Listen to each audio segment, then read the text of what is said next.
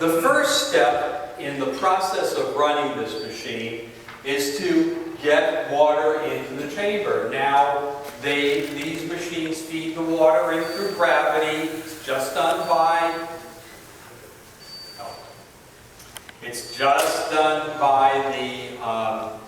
the reservoir is higher than the bottom of the chamber, and yeah, okay. So really.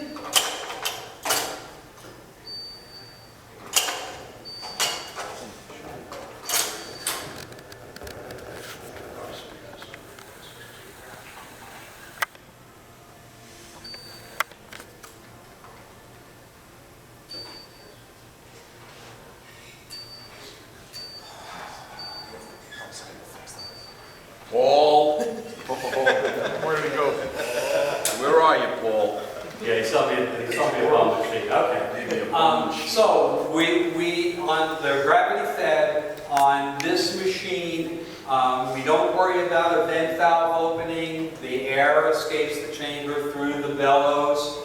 On that machine, we have air actually comes out of this line and through this device, which is called an air solenoid, and it's open at the start of the cycle. That's the newer style machine up there. Sorry about that. So we basically put water in the chamber. Now, how does it know how much water to put in the chamber? Well, in the back of the chamber, there's a device called a water level sensor. That water level sensor is kept at 5 volts positive, and when the water reaches the level of the water level sensor, it becomes conductive to the frame of the machine. That 5 volt reference voltage is grounded out, and the machine knows to shut off the fill valve.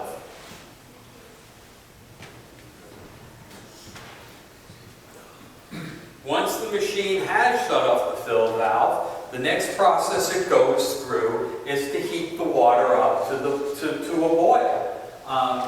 We are in the old style machine. What will happen is it'll start to boil the water. You'll hear loud hissing sound until the steam coming out of the chamber reaches approximately the boiling point of water. Thank you so much. And the steam trap or bellows starts to close off. In the new style machine, there is an electrical valve that actually does that function.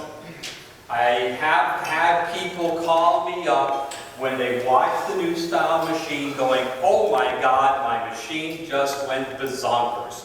I started it, I was watching it do its thing, and all of a sudden I heard a click and the dials went crazy. The liquid crystal display goes crazy. The pressure drops, the voltage drops, things start changing." The reason for that is because that air solenoid opened up, and it's supposed to do that. It does it 3 times during the heat-up cycle.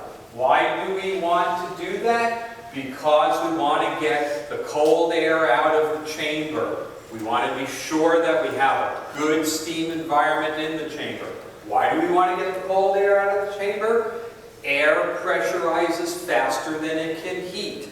If you don't get the cold air out of the way, you will never reach sterilization temperature because it takes too many calories and too long to heat the cold air once you've pressurized it. You've got to get that cold air out. You have to open up that valve periodically. Now, this machine is going to take a while to get up to temperature. I'm sure you guys have watched it, but right now we're only at 90 degrees. And it's been error coding out anyway, so I'm going to go ahead and proceed because we kind of are on a limited time. Normally I'd be waiting for it to move on to this point, which is the actual sterilization point. So the temperature has reached its sterilization conditions. You've got enough pressure, you've got enough temperature, and what's really controlling the machine at this point is the circuit board through this line right here that connects the chamber to the circuit board as a pressure transducer.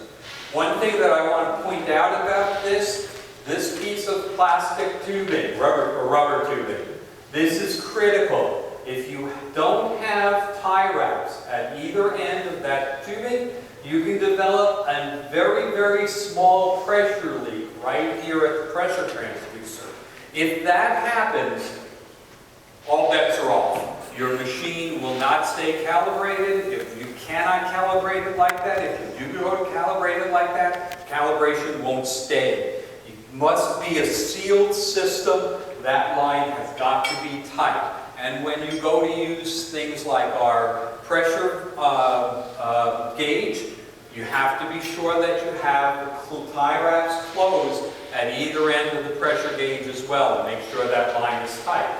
So right now, what would be going on in sterilize is you're taking water, converting it into steam. The water, there's enough circulation within the chamber that you don't have to worry about it circulating unless they've overloaded it and put the packs in funny. If they are doing, everybody does their job properly, the steam circulates enough in this style machine at the sterilization point. And we're only running it for 3 minutes anyway, or for 5 minutes if it's wraps. Okay. Moving right along, so we've completed our sterilization process, and now we've got to go ahead and get the steam and the remaining water out of the chamber. So the microprocessor goes and opens the vent valve. It does not open the air solenoid. It opens the vent valve, which actually means that it releases the voltage on it, because that vent valve is normally open. We just turn the valve off, and the steam within the chamber will force whatever remaining water is in the chamber and the steam out this line. It's a very convenient system. It helps move a lot of the moisture out of there. It's really the first process that we use to dry the packs.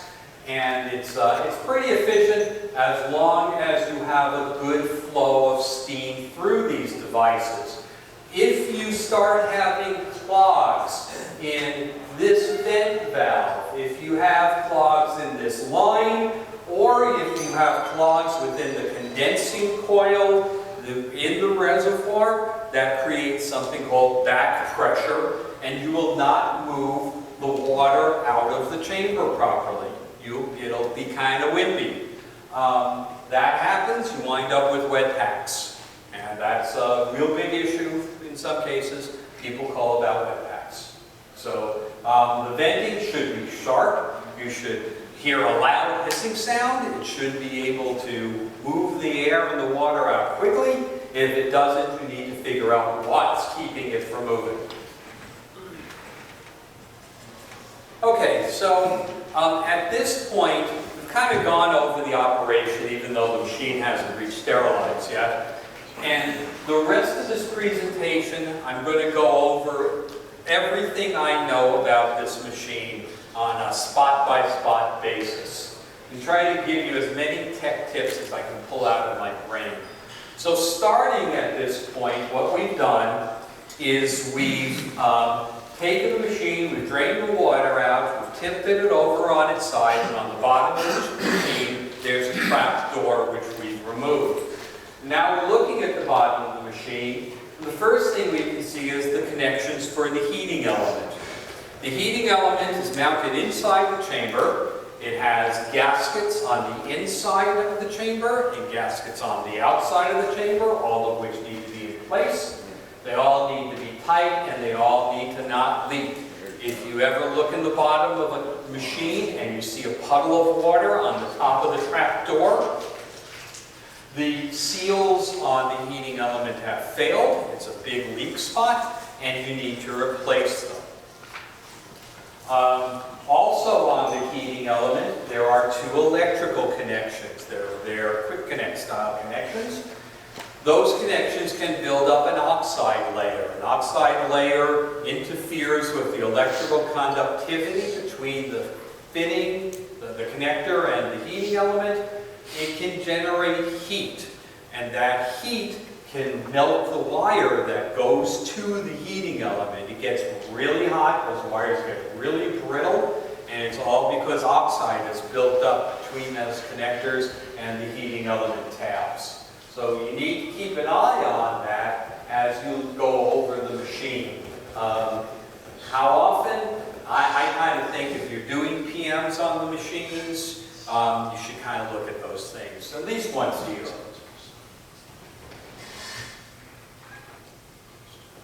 Okay, also on the bottom of the machine, we have some temperature sensors. They're called they call them overheat thermostats or overheat sensors. They are devices that are used to determine if the machine is overheated. Now they are mounted outside of the chamber. They are not measuring the temperature of the steam. They have nothing to do with the steam in the machine. They have to do with how much heat the heating element has released into the outside of the chamber. So these devices are not measuring how hot your steam got. They don't care. All they care about is how hot that metal bracket got. Now, in the original style machine with the red LEDs, those sensors, I'm sorry, there's only one in the original machine. There are two in the new style. In the original machine, that one overheat switch or thermostat is wired directly into the hot line coming out of the wall. So when that device opens, it shuts the power to the machine off completely, and your customer says, oh my gosh, the machine's dead. I don't know what happened. It just was running, and then all the lights went out, everything went to hell, and I don't know what to do about it. Well, your machine overheated, that device opened up, turned the power off. The machine has to cool off long enough for it to reset. You can turn it back on again. More times than not, the sensors are telling you the truth. The machine overheated. On that other time, these sensors break. And my suggestion is if you do have overheat situations, if you can't figure out where the water's gone, turn the machine over, grab the device, give it a little wiggle. If it falls apart in your hand, you know it was bad. A little wiggle. And they'll just pop apart. The case comes apart and you just go, oh gosh, really? 5-minute fix. Okay, on the new style machine, it's different. On the new style machine, it triggers an error code, so it's less likely. It doesn't turn the machine off, it's good. It was a major improvement. But there are two of them on the new style machine. They both have to work. There's an interconnecting wire. It gets really hot down there. Those wires can fail. Those connectors can build up oxide layers. If you start having problems with overheat thermostats, check your wiring to be sure that it hasn't failed as well.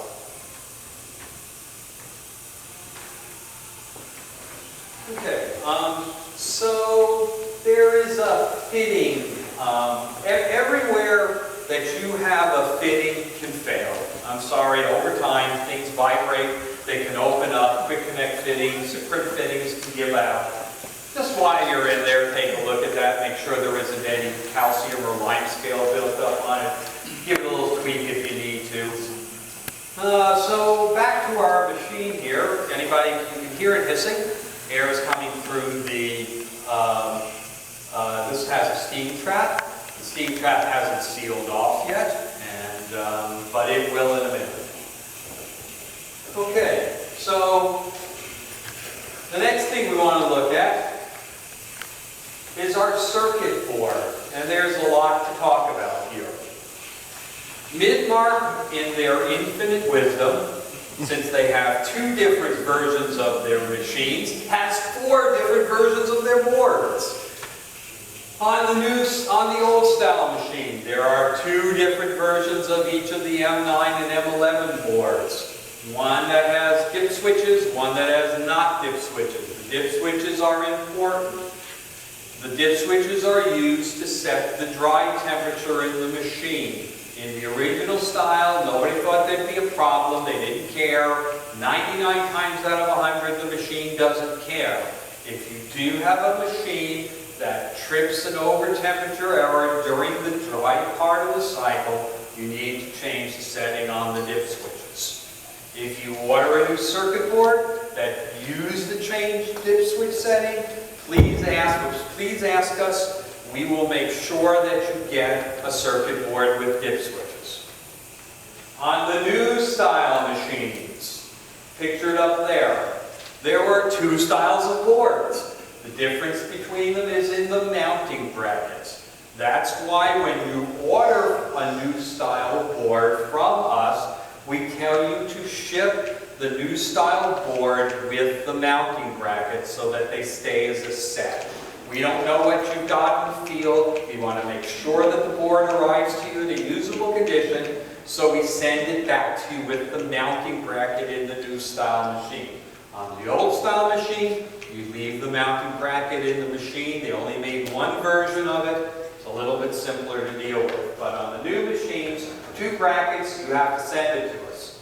Okay, now on this machine, in the new style, there's no calibration. There are no pots. Nothing to turn, nothing to touch.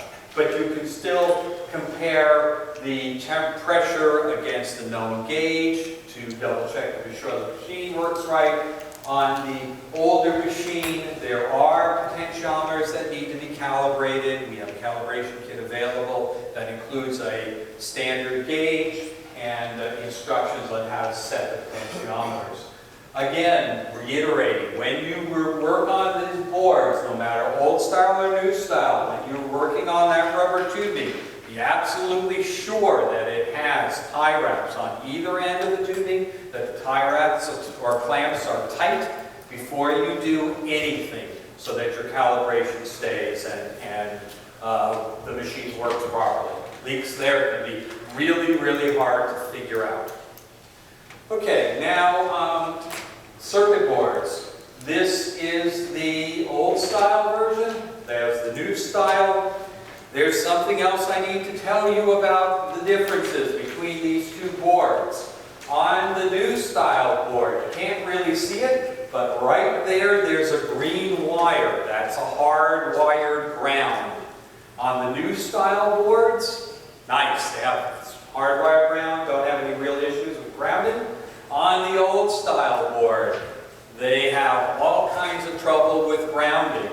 There's a single screw that connects the board to the mounting bracket.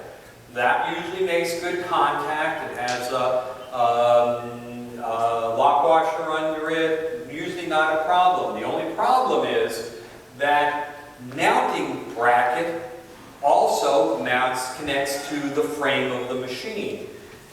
Between the bracket and the frame of the machine, water can collect because it's a sterilizer. There's a lot of water everywhere. Water collects between those two pieces of metal. The metal rusts. It lifts them apart. Conduction breaks, and you start having all kinds of problems with things like water level sensors, temperature sensors.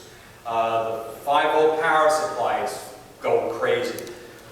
Whenever you are removing the board to either replace it or do any work on the machine, or periodically, you might want to do this as part of your preventative maintenance. Pull the mounting bracket out of an old style machine. Separate it from the case.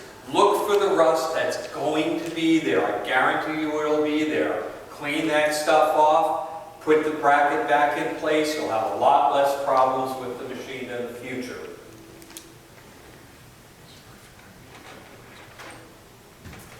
Okay, so blown fuses. Let's talk about blown fuses. If you find a machine with a blown fuse, there are two possibilities, neither of which are very good.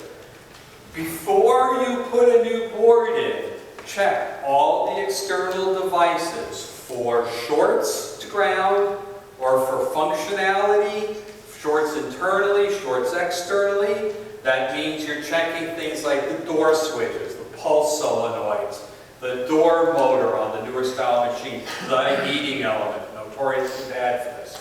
The two valves, the solenoid coils and the two valves, the temperature sensor, the water level sensor. All those things can affect the circuit board. The real bad ones are the pulse solenoid and the heating element. They put the most strain on the board. If you have a blown fuse on a board, sometimes you can solve it by replacing the fuse and figuring out which external device took it out. But if you can't find any external device that took out that fuse, it's going to be something on the board like a relay. And then you're looking at replacing the board. 9 times out of 10, that's really the problem. You're putting a new set of fuses, it doesn't usually help, unfortunately.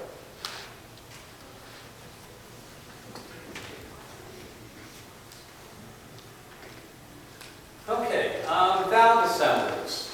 So, when working on valve assemblies, please, there's a tool to use to open them. It's called a spanner wrench. Basically, it has 2 pins that fit over the bonnet of the valve. It fits in there. It opens them really well. It even has holes for a breaker bar if they're tight. If you think for a moment you can grab this with a pair of pliers, you ruined it already before you even thought of it. Don't ever do it. It's not worth it. It's not going to help you in any way, shape, or form. If it goes out around, that valve will never function properly again. You might as well not even bother. So please have proper tools.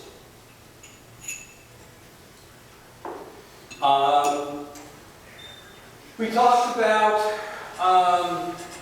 the kinds of kits that go into these valves. Make sure everything's clean, gaskets are proper. If you do open up the valve and look down in the bottom and see that there's stuff built on the brassware, get rid of it. It's not really worth your time to try to clean it and make it work. Get a new one.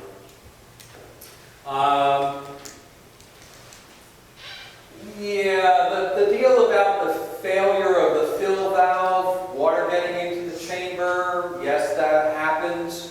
That's because the fill valve is a normally closed valve, and if it does any crud in it, it'll lift up the piston and you'll see water in there. Interesting.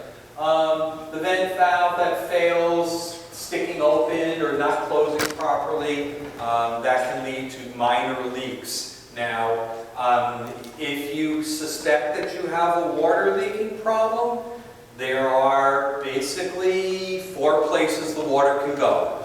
It's either going out the door, it's going out seals on the heating element, or it's going back in the reservoir through either the fill valve, the vent valve, or the bellows/air valve, depending upon which version of the machine you've got.